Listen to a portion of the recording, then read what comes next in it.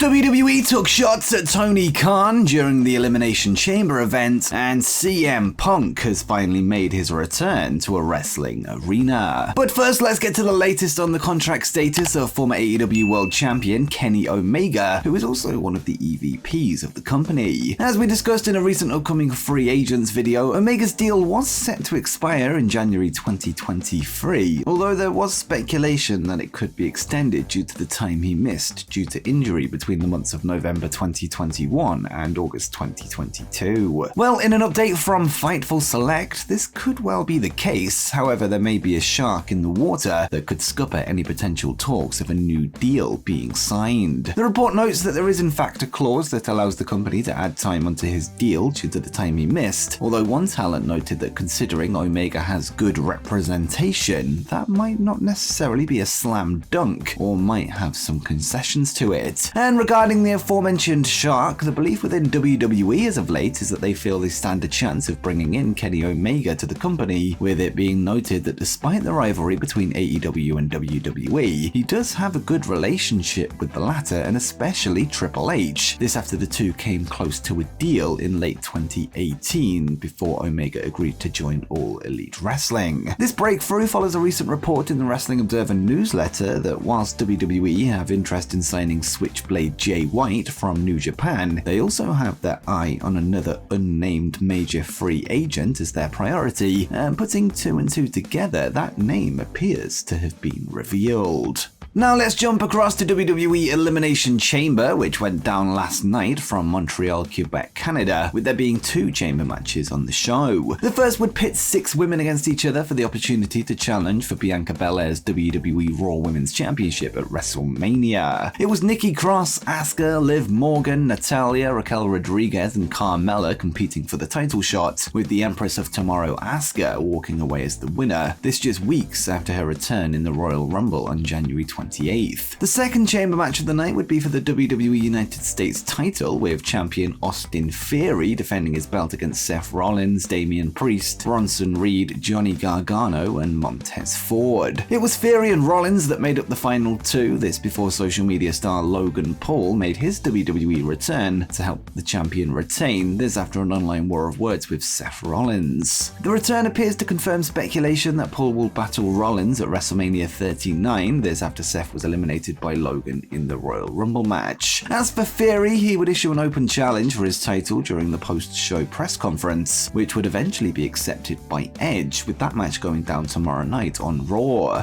In the main event of Elimination Chamber, it would be Montreal hometown boy Sami Zayn's opportunity to dethrone the undisputed WWE Universal Champion Roman Reigns, this following his split from the Bloodline to close out the Royal Rumble. As expected, the crowd were 100% behind Sami, giving him the home field advantage, with him also having his wife at ringside to show her support. In the end though, it was Reigns that would reign supreme after a whole bunch of ref bumps and interferences, with Jimmy Uso aiding Roman, whilst the conflicted Jey Uso appeared to side against the head of the table. The Tribal Chief now moves on to his next challenger, Royal Rumble winner Cody Rhodes, with that match of course going down at WrestleMania 39. According to the latest Wrestling Observer newsletter, former AEW Women's World Champion Riho is set to return to All Elite Wrestling in the coming days or weeks. The report notes that she is expected to make a comeback possibly as early as next week or soon thereafter. Riho hasn't wrestled for AEW since November 2022 on a taping for Dark Elevation, which saw her team with Willow Nightingale to defeat Emi Sakura and Mai Saraga.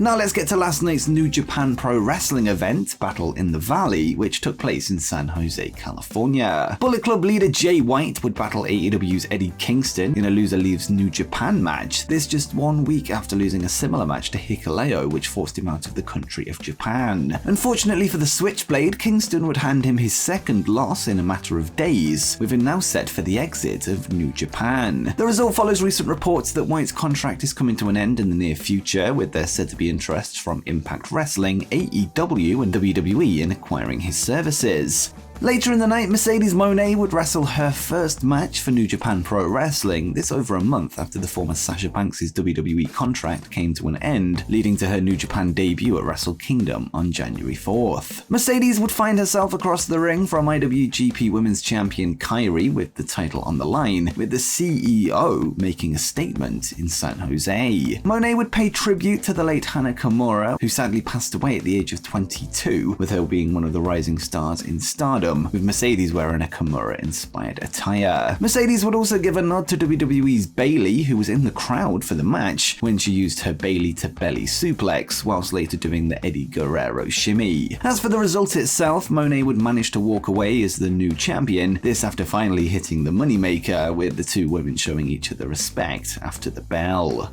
The show would be co-main evented by a match for the IWGP Heavyweight Championship, with the San Jose crowd being gifted a star-studded, authentic New Japan experience, when Kazuchika Okada put his title on the line against Hiroshi Tanahashi. In the end, Okada managed to put the ace away with his trademark Rainmaker, before the champion took to the mic to hint at a potential tag team reunion with Tanahashi and a possible challenge for the IWGP tag team titles. The Rainmaker would then be joined by IWGP Women's Champion Mercedes Moné to close out the show, with the two holding their titles high in the air. And before we get to the rest of today's stories, be sure to subscribe to Wrestle Planet if you haven't done so already, as we aim to hit 50,000 subscribers by the end of the year. And also head over to Wrestle Planet Gaming if you're into wrestling video games, ahead of the launch of both AEW Fight Forever and WWE 2K23. But with that said, let's get to the rest of the video. This past Friday night during the Slam Dunk edition of AEW Rampage, an upcoming important announcement was teased for next week on Dynamite. Whilst there is no word on exactly what will be revealed on the show, fans have speculated that it could be something to do with the reported expiring contract of Kenny Omega, the possible return of CM Punk, or perhaps something to do with the return of Ring of Honor TV next month on Honor Club. Either way, we don't have long to wait, with the news set to be broken this Wednesday night. But what do you want, and what do you think the announcement will be on AEW Dynamite? Let me know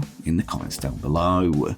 And speaking of Tony Khan, shots were fired at the AEW president last night during the WWE Elimination Chamber event, with Michael Cole making reference to Khan's recent social media interaction with Ariel Helwani. Heat between Ariel and Tony would begin when Helwani called Khan out for not answering any questions during their interview, with the Combat Sports reporter calling it one of the most frustrating interviews of his career. Well, following Helwani's appearance on WWE SmackDown this past Friday, Tony Khan would take to Twitter to suggest that there was some WWE bias in his remarks, and he would say, "You're a fraud, Ariel Helwani. You're as legitimate as a reporter as Tony Schiavone, #AEW Rampage." Helwani was quick to respond by calling Tony a nickname often reserved for fans or dealers of a certain white substance, and said, "Thanks for watching, old friend. Can't wait for our next chat. Also, don't listen to the snowman, Schiavone. You're a legend in my books." Tony would then simply respond by saying good luck with the unbiased journalism.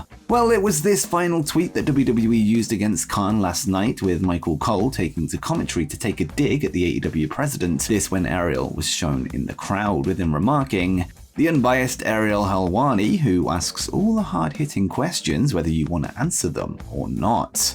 And now let's get back to last night's New Japan Battle in the Valley event, a show that saw a former AEW World Champion in attendance. The absent CM Punk was spotted in the crowd at the show, with photos emerging online of the straight edge superstar, and according to Fightful Select, this is something he inquired about doing about a month ago. Punk could be seen in the crowd with friend Lars Frederiksen, the vocalist and guitarist of Rancid, with Punk also being seen speaking to Impact Wrestling's Giselle Shaw, among others, throughout the night. The news at the very least confirms that Punk still has an interest in pro wrestling following the recent events that unfolded after AEW All Out, with him maybe even having an eye on a potential match in New Japan Pro Wrestling via the Forbidden Door. And before you go, make sure you check out the real reasons superstars are missing from WWE 2K23.